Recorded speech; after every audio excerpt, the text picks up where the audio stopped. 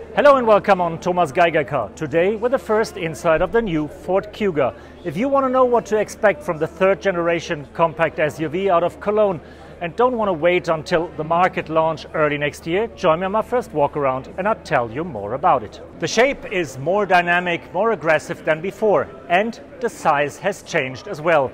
The vehicle is 9 centimeters longer, the wheelbase is increased about 2 centimeters and it's 4 centimeters wider than before, meaning you have way more room inside, something we're gonna check in a second. It is also 2 centimeters lower than before, making the car more dynamic, more aggressive, more sporty.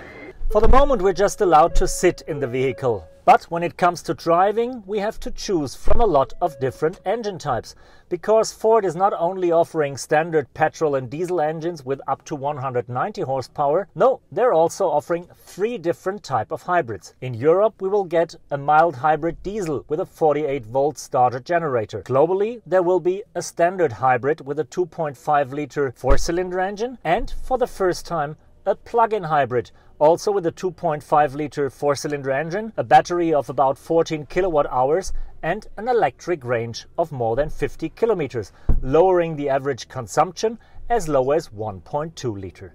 That is better than any other competitor in that segment. Ford has done quite a lot of work to make the new Kuga a very modern vehicle. Not only the driver assistance systems are up to date, no, also the infotainment. We have a digital cluster instrument, we have a big touchscreen here, and we have a new operating system with online navigation and with an app to work on the vehicle from the distance. Not as fancy as we know it from the premium manufacturers, for example Audi or Mercedes, but for a budget vehicle it is looking pretty cool to my taste. Since not only the form of the Kuga changed, but also the format, the car is a bit more roomier than before. It's 9 centimeters longer and it has 2 centimeters more wheelbase, so you can also sit in the back quite comfortable.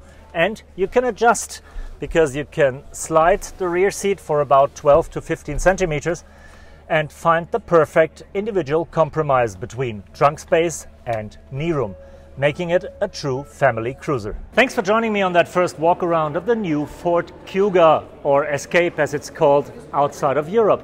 A car that really will shake up the market, will compete against Volkswagen Tiguan, the Koreans Sportage and Tucson, and all the other SUVs in the compact class segment.